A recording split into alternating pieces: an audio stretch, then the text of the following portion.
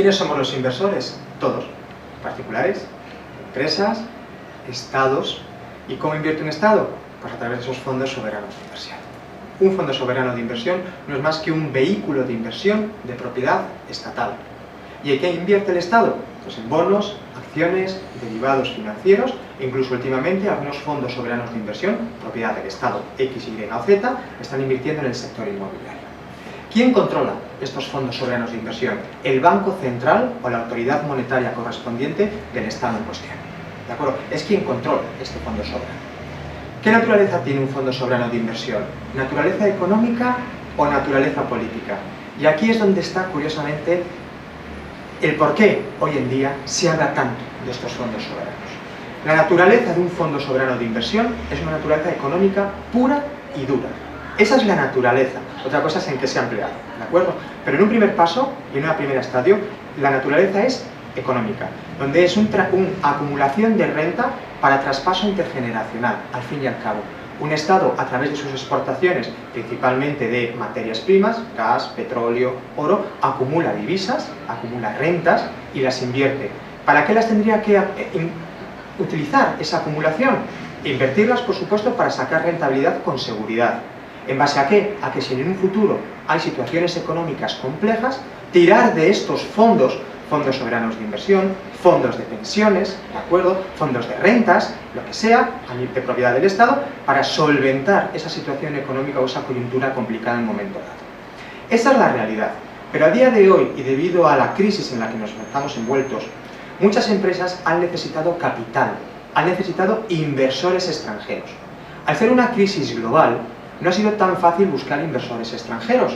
¿Y qué es lo que se ha hecho?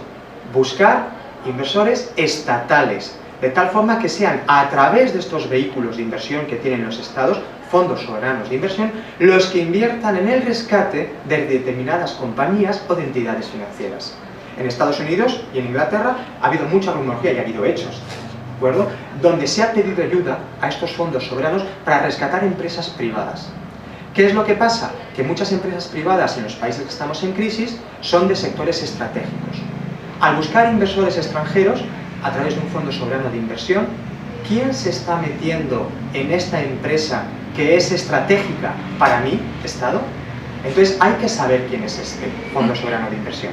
La realidad, hay una naturaleza económica, pero debido a la crisis se está utilizando estos fondos soberanos de inversión desde una naturaleza política.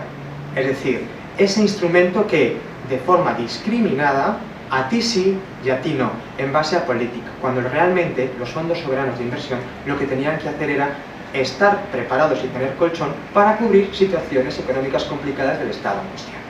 Entonces, ¿cómo podemos saber si un fondo soberano de inversión nos gusta o no nos gusta o quién está detrás?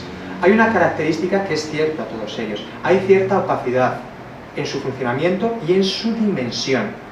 Y lo que sí os podemos decir es que el Fondo Monetario Internacional es pública un listado que tiene sobre los distintos fondos soberanos de inversión, donde el primero, ¿de acuerdo?, es un fondo Dubai Tea, que tiene aproximadamente 900.000 millones de dólares de capital.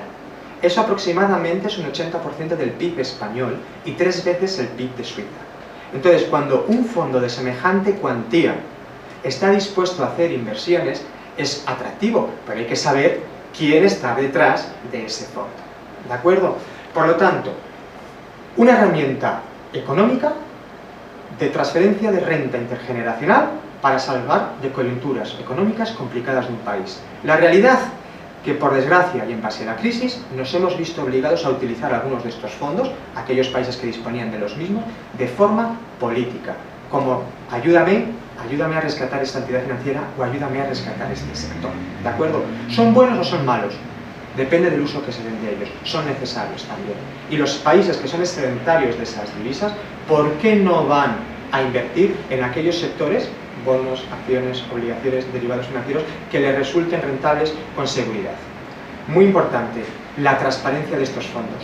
El Fondo Monetario Internacional, en el ranking que publica, también tiene un índice de transparencia, donde el más transparente de todos es el Fondo del Gobierno de Pensiones de Noruega, ¿De acuerdo? Noruega tiene el fondo de pensiones, el fondo soberano de inversión más transparente de todo, donde a modo de ejemplo, este fondo solo invierte en empresas que cumplan con su normativa de sostenible en medio ambiente, ciertos criterios absolutos criterios de legalidad, todo limpio y transparente. Hay otros fondos que no. ¿De acuerdo? Entonces, a la hora de escoger un partner que sea un fondo soberano de inversión, tenemos que acudir a estos listados para saber si nos interesa o no nos interesa. Pero toda esa información es pública. ¿De acuerdo? Entonces sí es cierto que siendo necesario hay que saber cuál es el socio que estoy metiendo en una empresa estratégica de mi país. Y muy importante, el uso como transferencia intergeneracional de rentas. Un Estado ahorra hoy, ¿para qué? Para posibles situaciones complicadas mañana. Esa es la cuestión de los fondos y el porqué de esos fondos soberanos de inversión. Y muy importante y vinculado con las agencias de rating. Algunos por normativa solo tienen permitido invertir en triples A. Por eso nunca debe ser baladí el decir, si me han quitado o me han bajado un escalón, cuidado, como a un activo financiero estatal o a un Estado le quiten la triple A, de repente algunos fondos soberanos de inversión, como puede ser el de pensiones noruego, no podría invertir en ese activo financiero que tú metes. Por eso es muy interesante saber cómo es el fondo soberano de inversión y en qué está permitido invertir, para que podamos mantener esos ratings de las agencias de rating. Muchísimas gracias.